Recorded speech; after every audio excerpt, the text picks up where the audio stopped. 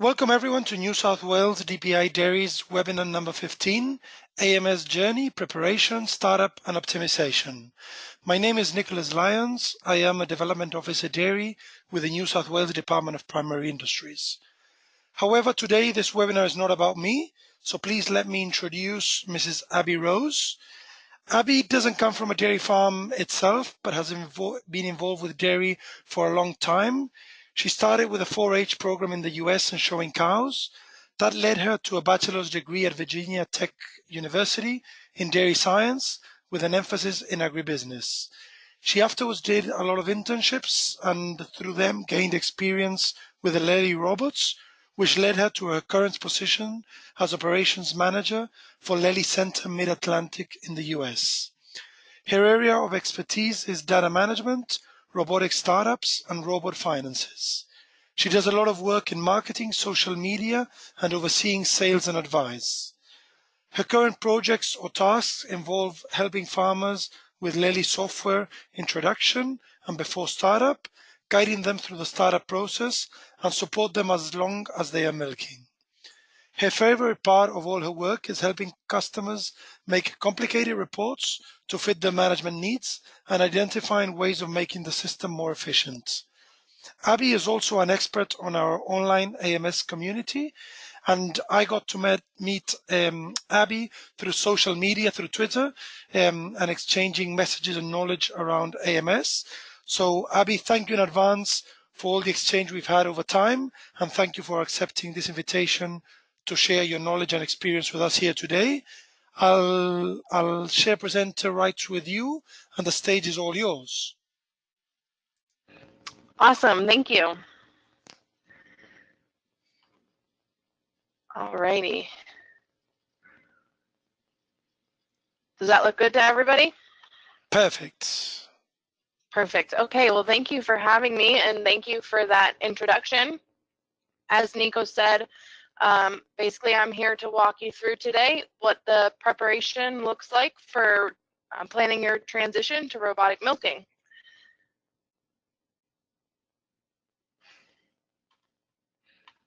There we go. Okay, so Nico already covered a bit of my background for you, but I wanted to start with some introduction about myself so you know who you're talking to. As Nico mentioned, I completed my bachelor's degree in dairy science from Virginia Tech, and I had a couple internships that introduced me to the world of robotics and led me to Lely. One of those was an on-farm internship with a farm that was transitioning to robotic milking. And so I got to see the whole process basically from start to finish with touring farms, construction work, startup, and all the trials and tribulations that go along with that from the farmer's perspective. So that was something that was really pivotal for me in my career. Through that internship, I met the local Lely Center and ended up shadowing the FMS position that following summer. So FMS stands for Farm Management Support Specialist.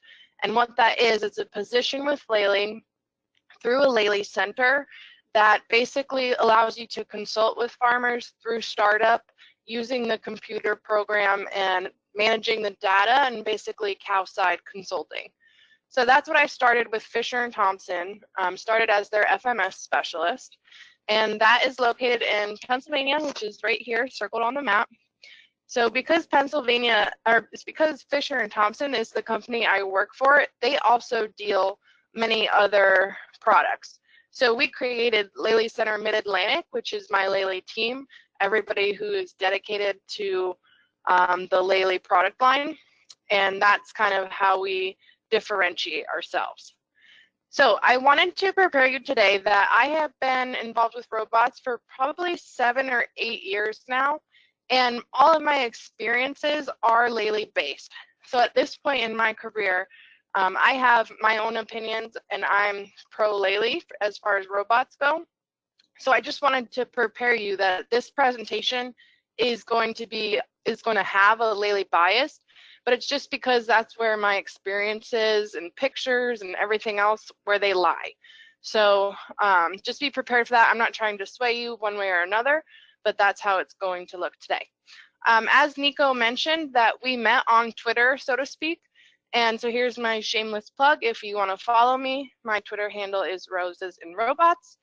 And I kind of just post my day-to-day happenings there and what it's like in our world over here for robots. So in the US, there's something that goes around online.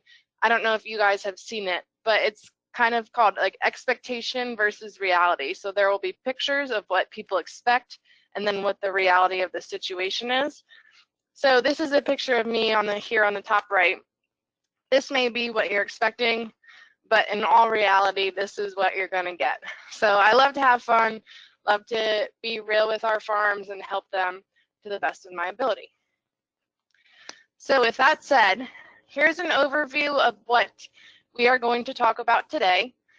This is essentially the 10 things that I think are most important when you are beginning to look at robots 2 to 3 years out. So we're going to delve into these each a little bit more. So number 1, I recommend starting with what are your goals and why do you want robots? I think 5 to 10 years ago, robots, when they first became more popular in the US, they were a lot about lifestyle flexibility. They were kind of touted as the perfect solution for a father and son or father and daughter operation where they could get them out of the parlor and into the field and use their time more wisely. But today, especially in the US, we're seeing a big shift towards installing robots for the labor savings. So Laley in particular has created this Dairy XL division. So that would be a farm that's looking at the potential of 8 or more robots. And the reason we're seeing this shift to larger farms is because of the labor.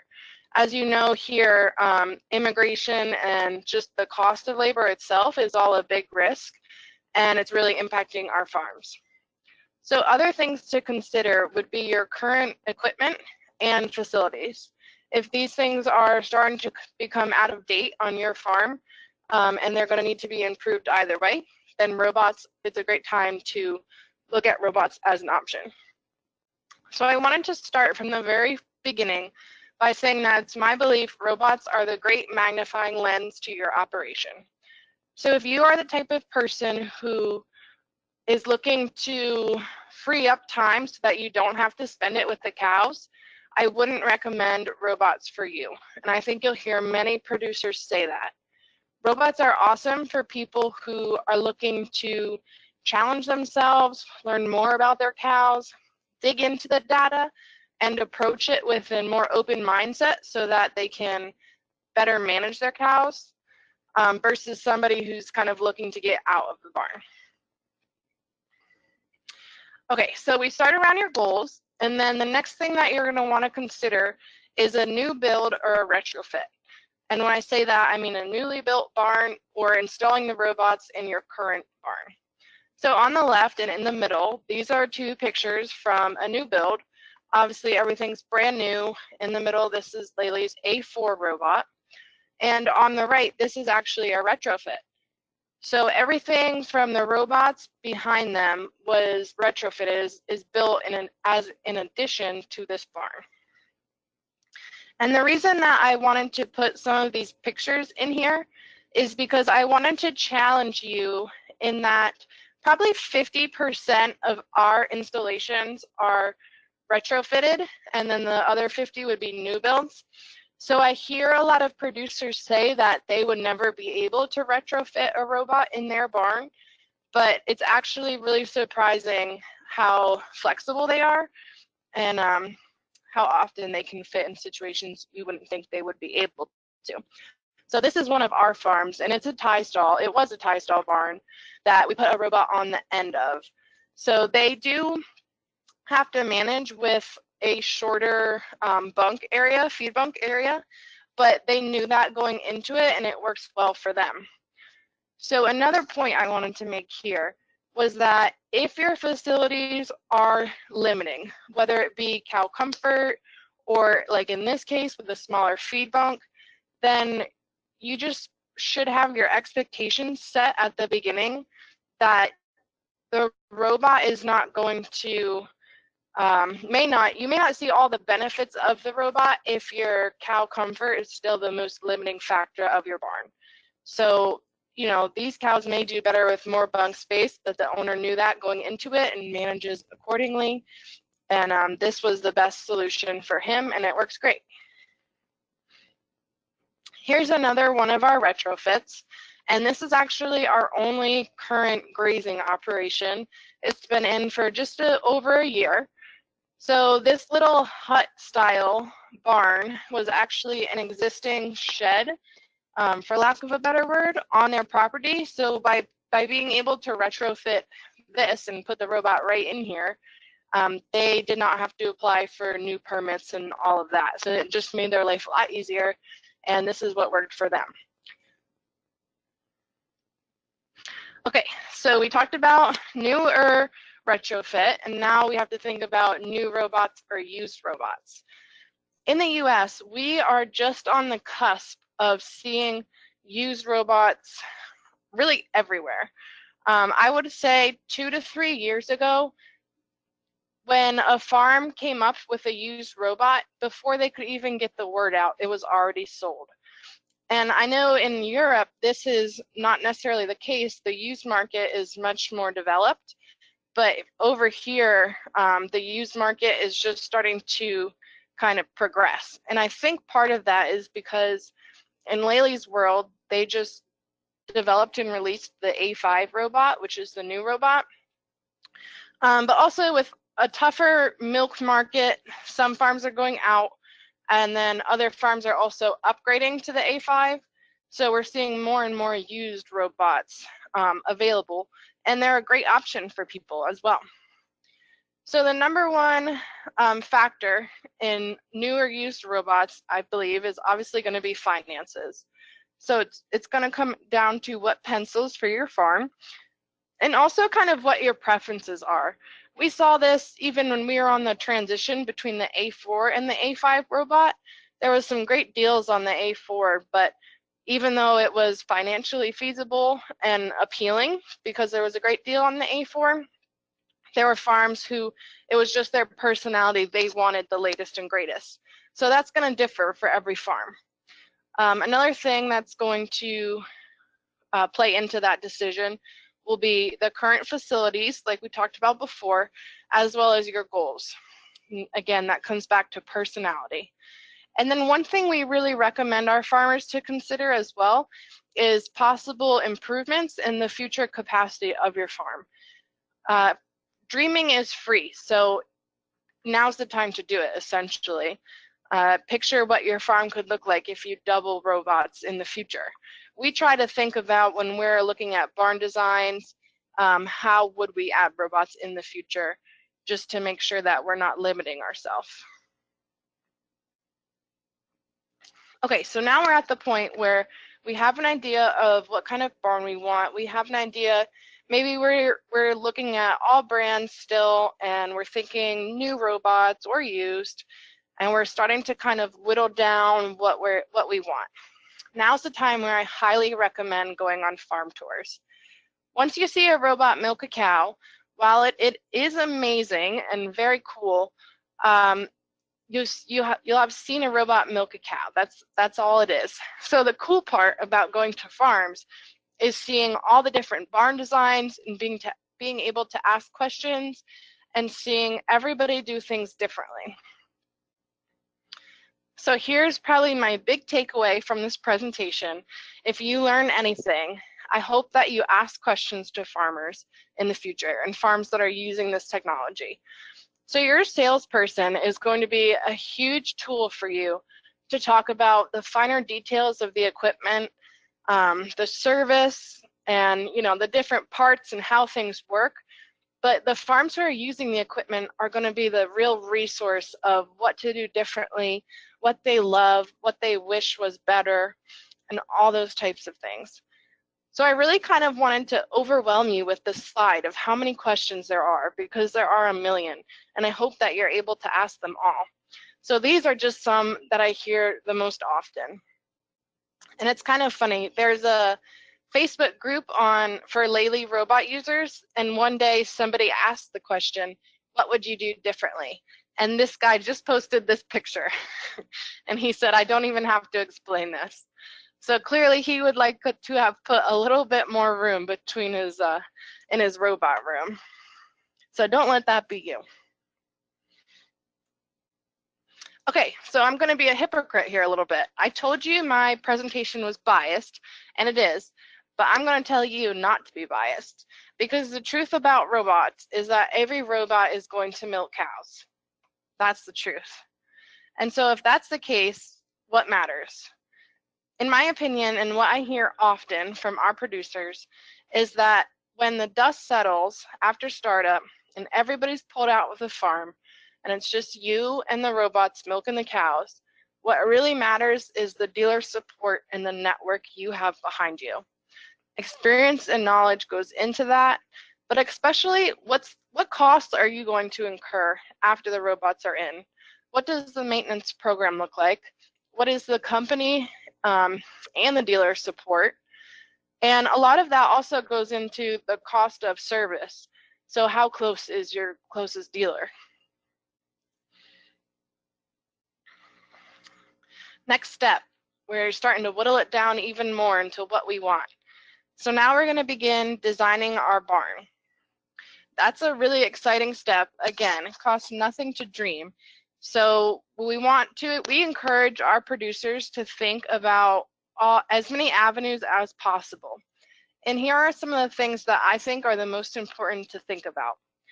When we're designing our barns, we like our goal for our producers to be that they can do any management task in the barn with one person. And that's because when you start to think about robots, it's a whole different mindset, and we'll talk more about that later. But efficiency is key. So one of the most important parts of that is your gating in your barn. If that's not well thought through ahead of time, it can lead to a lot of wasted time. So that's going to include fetch pens. Your fetch pen will be the area that you're collecting cows to who haven't visited the robot frequently enough. I mentioned the one-person management. Another areas to consider will be, are you keeping your dry cows in the barn? Where are your fresh cows going to be? And especially easy access for fresh cows. In robot barns, the hierarchy of cows becomes much more apparent than in a parlor type situation. So you're going to want, and it's kind of Laylee's whole theory and core belief of free flow access to the robots. So we try to keep out any obstacle away from the robot. And part of that is because of this hierarchy of cows. So your fresh heifer is going to be more timid than your big boss cow, which there will be in every barn. So keeping that barn and the area in front of the robots clear of obstacles will allow for the most access for your more timid cows. I am a huge believer in a sorting area, a sick pen or a hospital pen, whatever you want to call it, routing area. If I was building a barn, I would definitely not have one without this.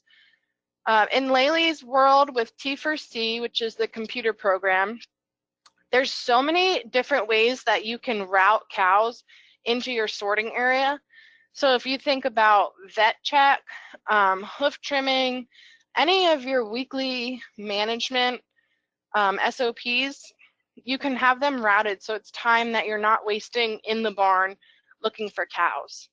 Laylee has an awesome report that's called the health report, and it basically uses all the algorithms in the robot to pull up a sick chance percentage for the cows, and it will predict this cow is 90% sick. So what you can do is set up an algorithm, a report that sorts any cow over, say, 70% sick. So anybody who's potentially sick can be right in your hospital pen, and you won't have to go look for her. So sorting areas, I'm a huge believer in for the time savings. Foot bath is another huge area of importance, and then bedding type and cow comfort as well. So barn designs are all things to, there's a lot to think about.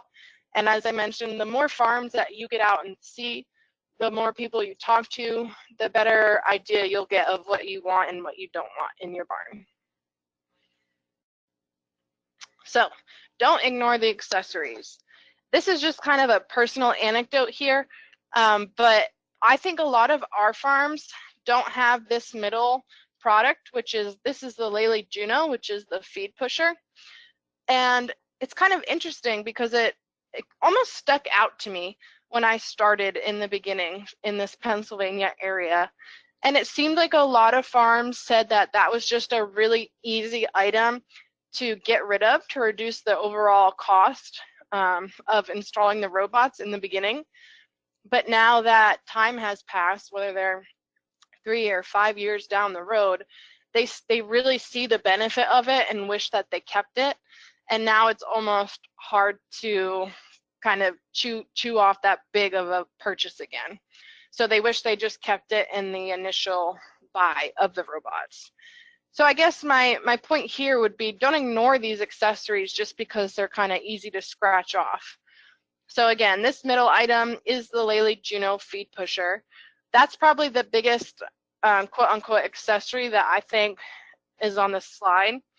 The top left is the Lely Vector, which is the feeding robot. The top right is the Discovery. So we have two now. The normal Discovery, which is for slotted floors that kind of scrapes manure into the slots, and a collector, which is like a Roomba. I don't know if you guys have that, but it's like a manure vacuum. And this is going to be really exciting.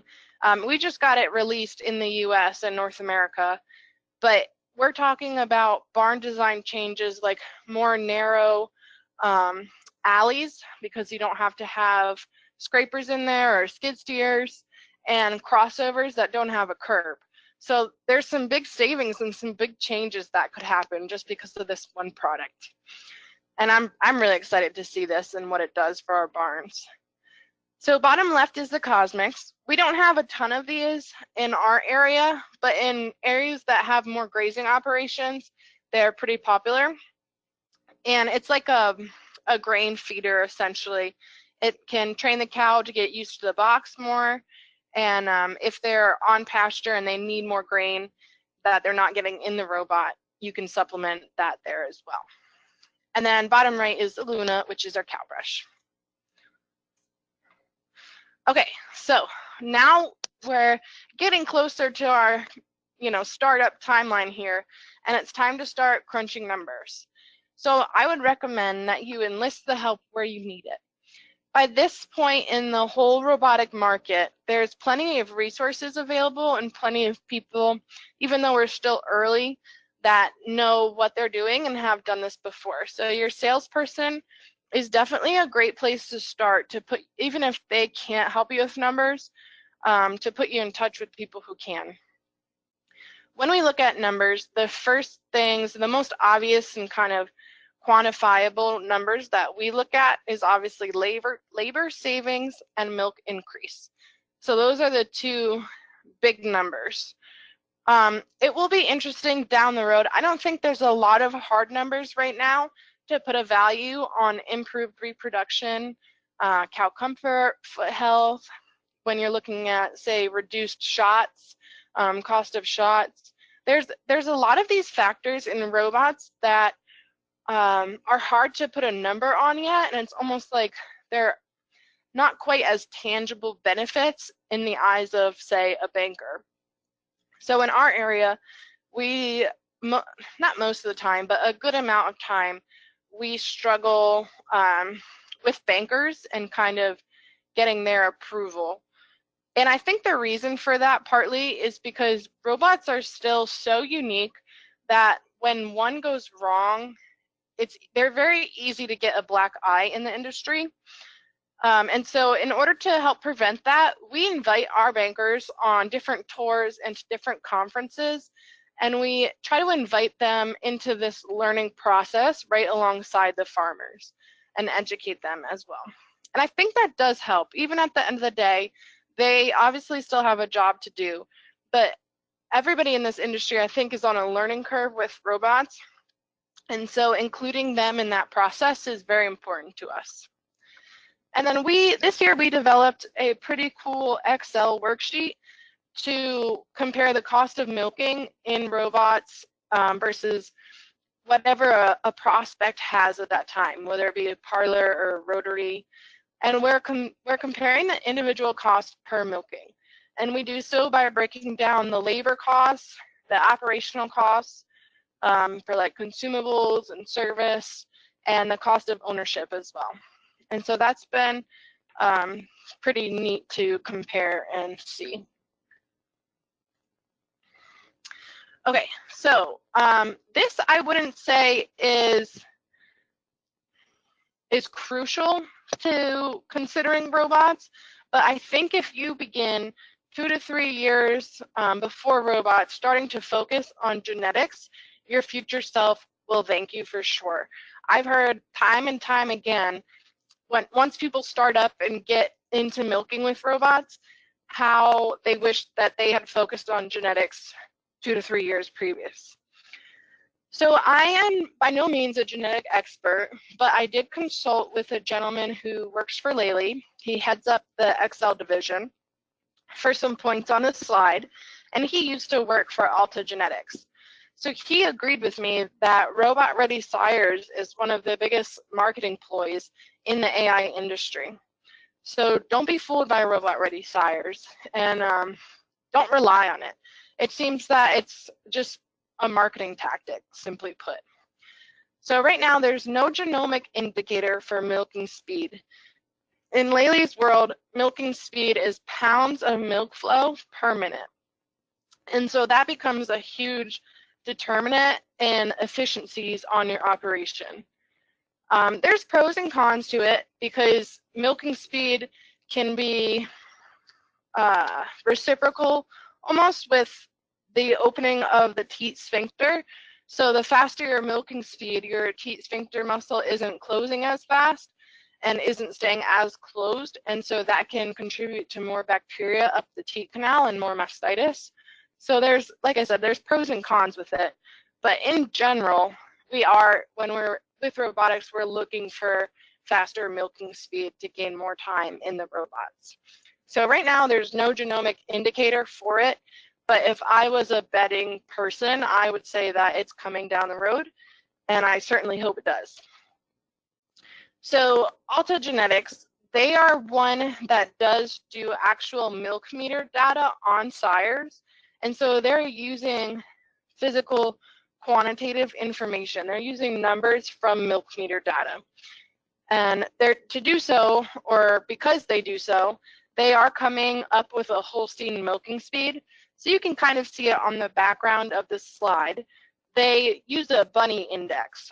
So 5 bunnies would be a faster milking speed, and 1 bunny would be slower. So for what it's worth, if you are interested in looking at that, that is available. This is in comparison to a milking speed index. That is simply producer-provided information. So it's not numbers, it's not quantifiable. And for that reason, I've heard a lot of producers say that they don't use it because they don't trust it. So overall, the gentleman from Lely that I consulted with would recommend a genetic portfolio of strong udder composite cows, older proven bulls, and younger genomic bulls. And by doing this, you're kind of spreading across the different areas that you're choosing from for sires and diversifying, and therefore reducing your risk. So you're using strong udder composite bulls who are going to give you good teat placement, good high wide udders, proven bulls, and then younger genomic bulls who maybe show more improvement, but they're also younger. And then last but not least, smart culling.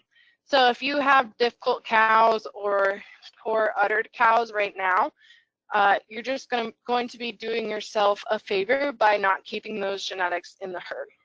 So again, not something to live or die on, but it could only help you down the road to start thinking about it now.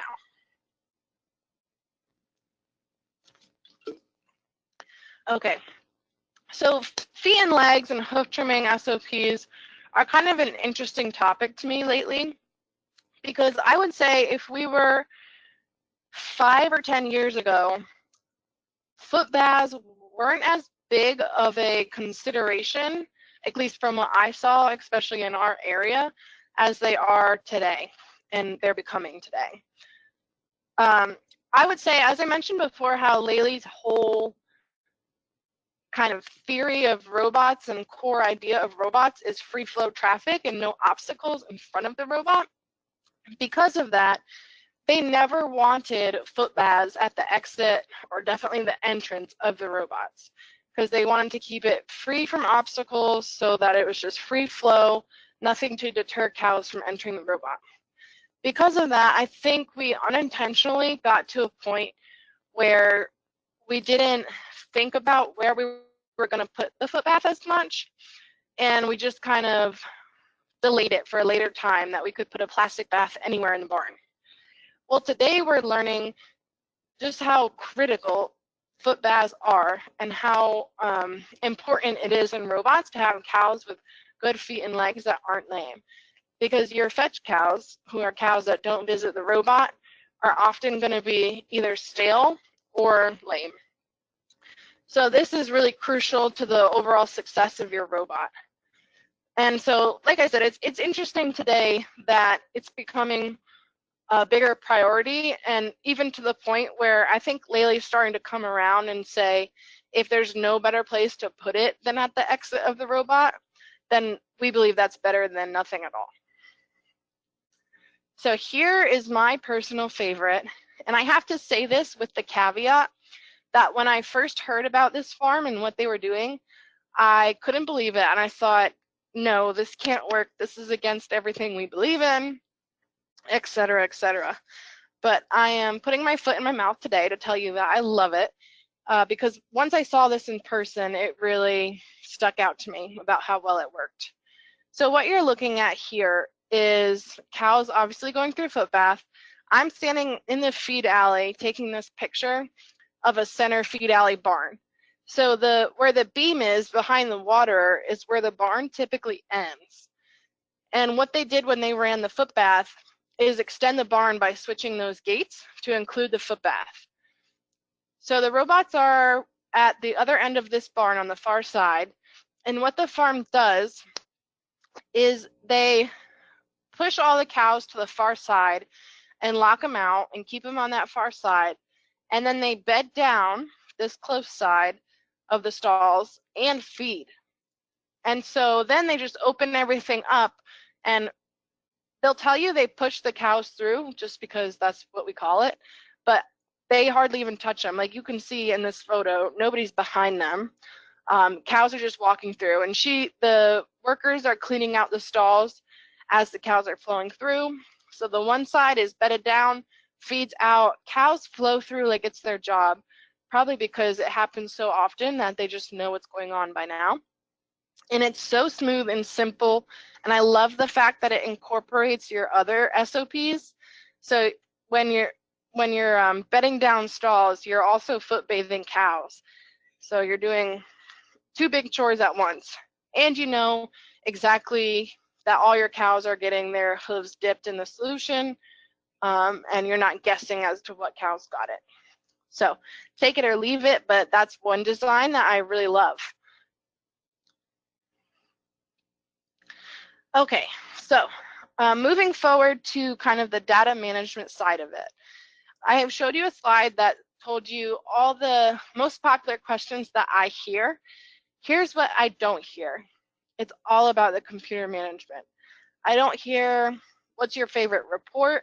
I don't hear how hard was it to learn the computer. I think everybody's focus is on the robots and the barn design, and that's great. But I would really urge you to look at the big picture and consider all the data that you're going to get from the robot as well.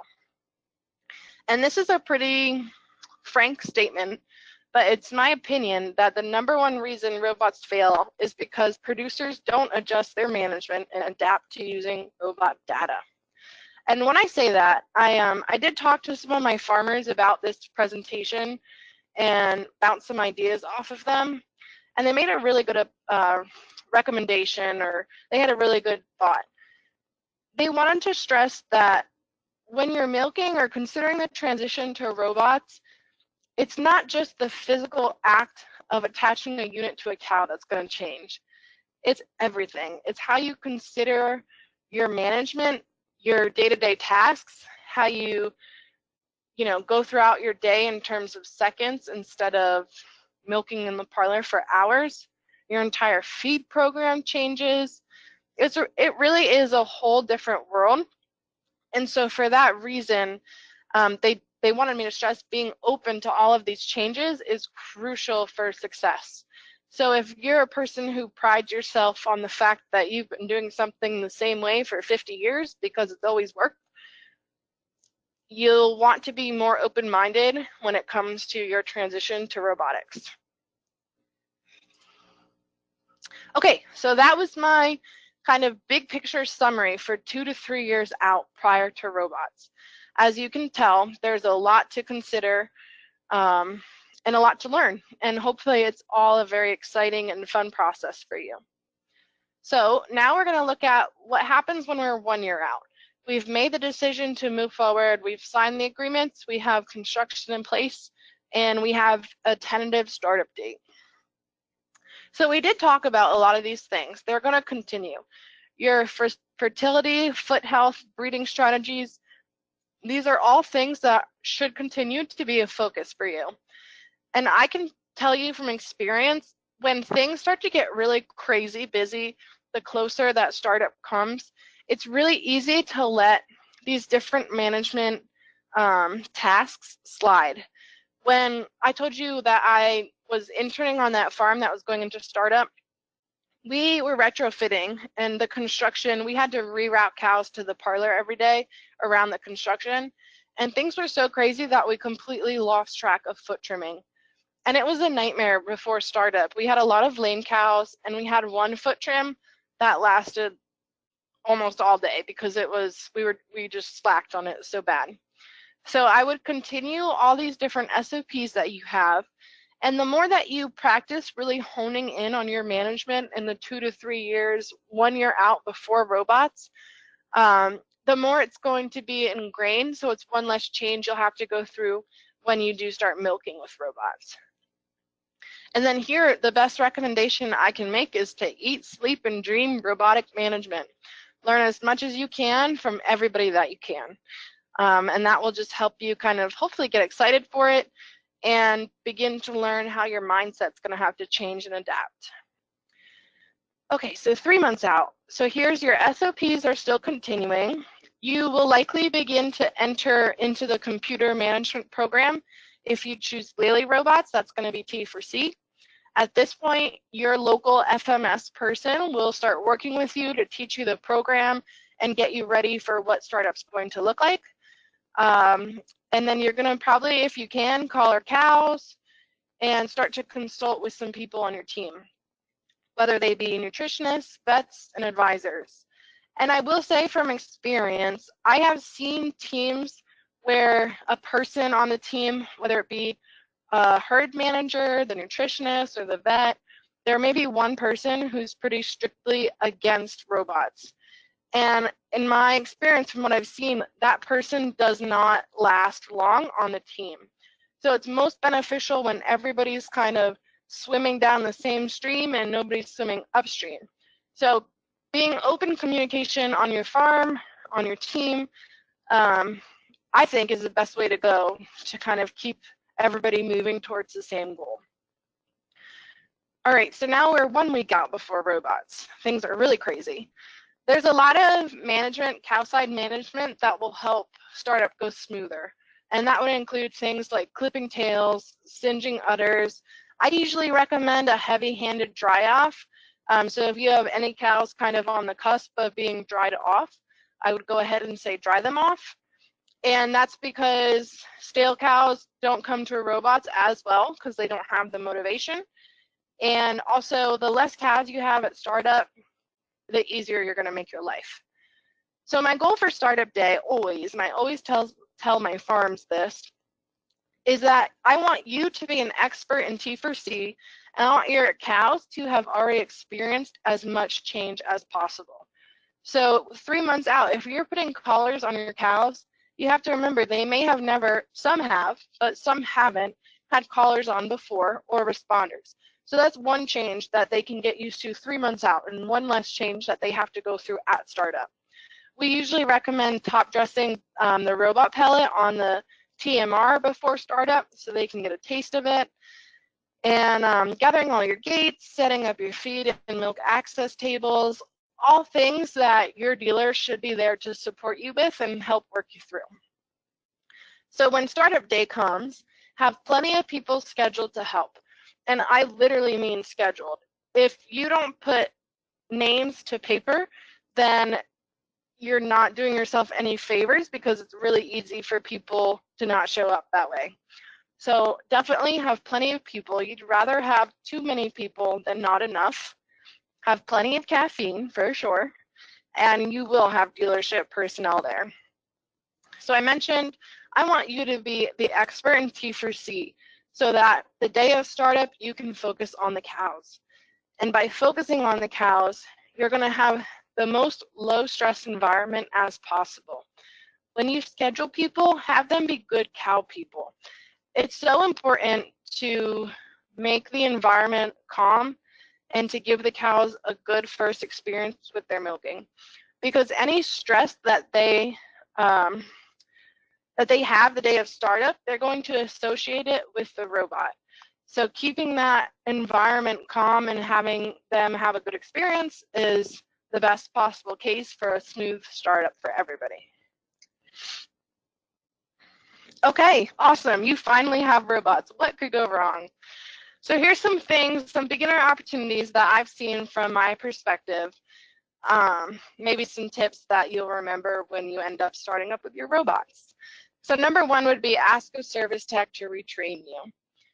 I see it often at our startups, and I'm sure it happens everywhere at startups, that the service techs like to show farmers a thing or two. You know, just little tidbits. This is what this thing does, or, you know, etc. Here's how to do your daily maintenance.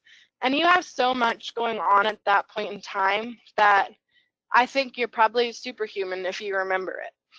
So definitely ask your service techs to retrain you once the dust settles, once you have some sleep, and that way you can learn some tips about the robot. So the most awkward part of startup, I think, is when to learn when you stop and slow down fetching. So in the beginning, you're going to be pushing cows 3 times a day, your whole herd, through the robots. And eventually, you're going to do so quicker and quicker each time so that the next group that comes through, there's some extra time in there that you can just let whatever cows want to go through, go through. Then you'll push the rest of them. And you'll keep getting quicker so that more cows will have more time to go through by themselves. Eventually, when 75% of cows are going through by themselves, you're going to begin working off the fetch list. And so that's going to be cows who haven't visited the robot frequently enough. So it's kind of scary at that point because you're working off a huge list and the list is constantly thinking. So you'll go and you'll fetch 10 cows and come back and there'll be 10 more on the list. And it's an awkward thing to learn when to stop or slow down fetching. And it's kind of funny, very often people usually stop when they say, I can't do it, I need to sleep tonight. And it's great because then cows go through all night long. I've heard many stories of farmers being frustrated that they're always fetching cows. And an example of one story I heard, there was a lady who was pretty vocal because she was constantly fetching every morning. The fetch list would be super long. And then one morning she forgot to turn on her alarm and overslept and all the cows went through. So you have to learn when to get out of the barn, essentially, and let the cows do their thing. So on top of that, I would recommend shadowing service techs while they're at your farm, and this kind of piggybacks on having them retrain you. But the more you learn from them, especially when they're at your farm on a planned visit, the better your potential is to work on the small issues that may arise and save yourself a service trip. Okay, so long-term learning opportunities. First and foremost, never stop learning. With Laylee, and I'm sure all the robots, we have feed tables which determine when what your cows get fed, and milk access tables that determine when they get milked. So these things should not be stagnant forever, essentially. Your feed tables are constantly going to be changing as your forage changes. Milk access will change as your production changes, your number of cow changes. There's so many variables in it. When I first started, I came across a couple of farms who said their feed tables were set up, day one, and their nutritionist wasn't comfortable with feeding robots, so they haven't changed it since. That's not necessarily ideal. Lely is constantly getting new improvements and updates to T4C. These happen automatically. So when I first started, like I said, 7-8 years ago, T4C was a great milking management tool, but it lacked in kind of overall herd and health management. And today it's come leaps and bounds from what it was. So they have a whole channel to learn of what the producers kind of want to see from T4C, and they're constantly updating it based on this producer feedback. So there's always new reports available and new features, and it's one of the things that I like to do is to challenge some of my producers, especially ones who have been milking for a while, who constantly kind of are in the habit of their ways. And I like to challenge them with new reports and options that are available to make their life easier. And then the truth of the matter is the world of automation is still just beginning. So there's always going to be new opinions out there, new ideas of the way of doing things, and new products. It's going to be great. So I recommend to always keep learning, stay open-minded, and stay on top of this information. Once you make the decision to go robotic, you're on the cusp of a huge change in the industry. So I would definitely be excited about that and keep on learning about it. So in summary, what matters? If I could give you 5 things to think about, and I would say dream about tonight because it's nighttime for me, but maybe ponder today as you go about your workday, it would be what are your goals for your operation?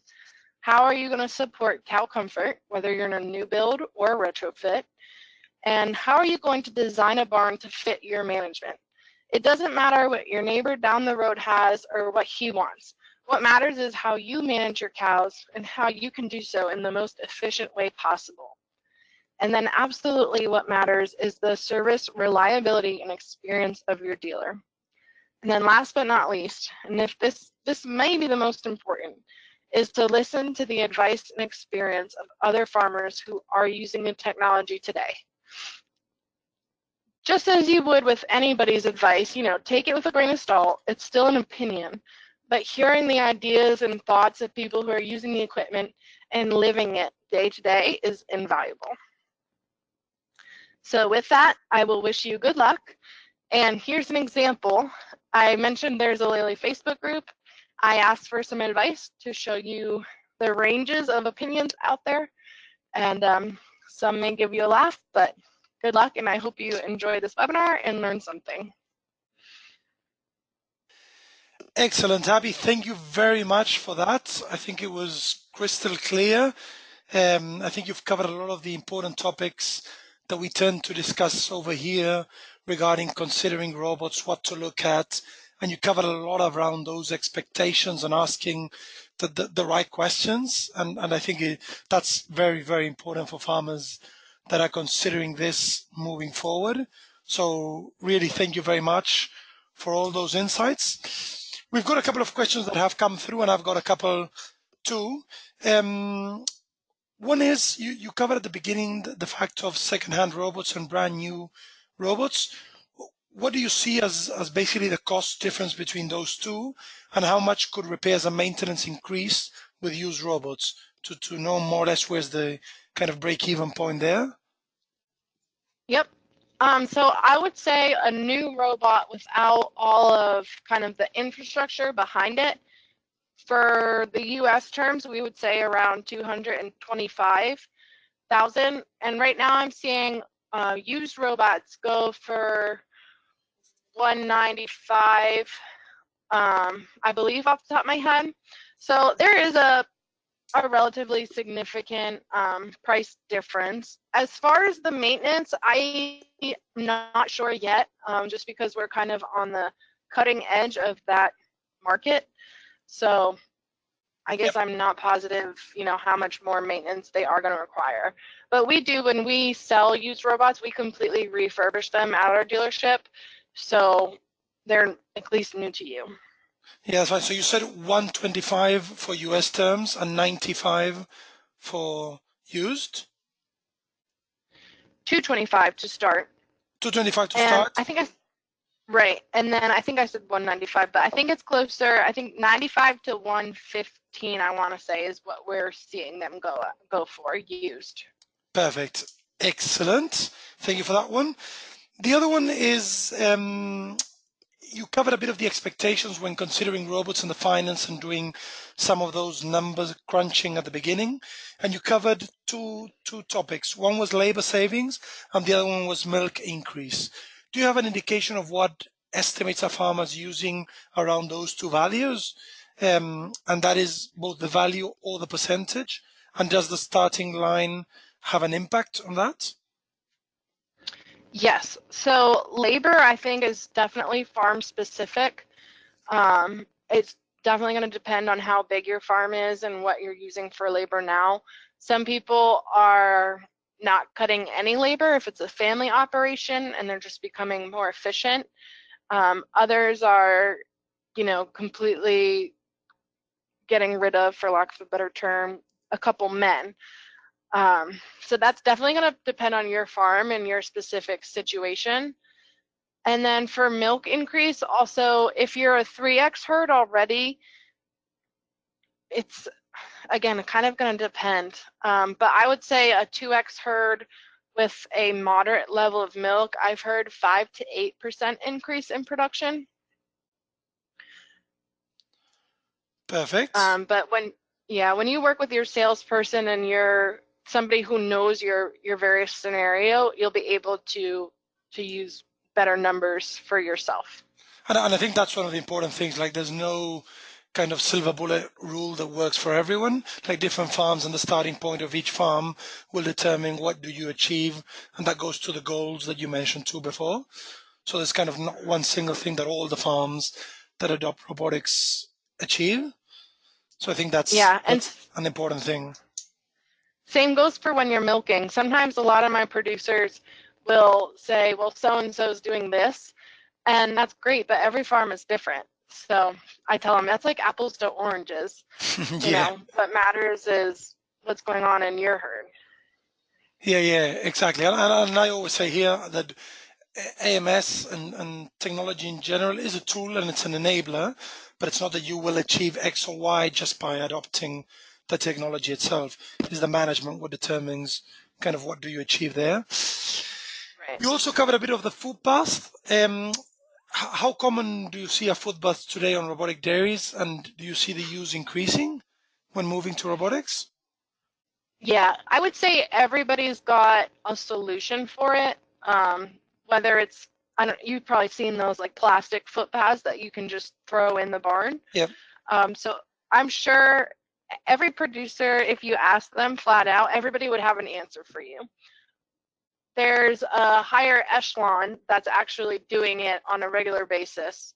And I would say that's probably 30 or 50% that has strong SOPs for it. And so, yeah, I do see that becoming a huge topic, especially around our new builds and our current designs, is how are we incorporating foot baths to make it easy? Because if you make it easy, it will happen. Yeah, exactly. Otherwise, it becomes something in the way that never happens. Right. There's another question that said, what do you see as the most usual thing that farmers struggle to get their head around before moving to AMS? Ooh, that's a good one. I think most farmers struggle with feeding for sure. Because we typically say to start feeding like 15 pounds at the bunk lower than your herd average for milk production. And so the whole theory is that you have less energy at the bunk. So say your herd average is 75 pounds, then you're feeding 50 pounds at the bunk. So anybody over that 50 pounds is going to need to go to the robot to get the energy to make that level of milk production. And so that's definitely a balancing act always. It's not easy to figure out. And I think if there's one area where the knowledge of robots will increase in the future, it's how to feed in robots, because it's tricky for Yeah, sure. and I think we see the same over here. Being feed the main incentive to encourage cows to visit the robot, and particularly in grazing systems or free flow systems in a barn. I think there's still a lot of unknowns around that feeding. And yeah, I think that I agree with you. It's a big thing moving forward. Yeah, I couldn't agree more. There's another question here is what do farmers or what do you recommend farmers to maximize? Is that cows per robot, liters per box, milking time that the robot is operating, and why? Yep. I would say that we are, maybe if you asked me a year ago, I would have said pounds of milk per robot.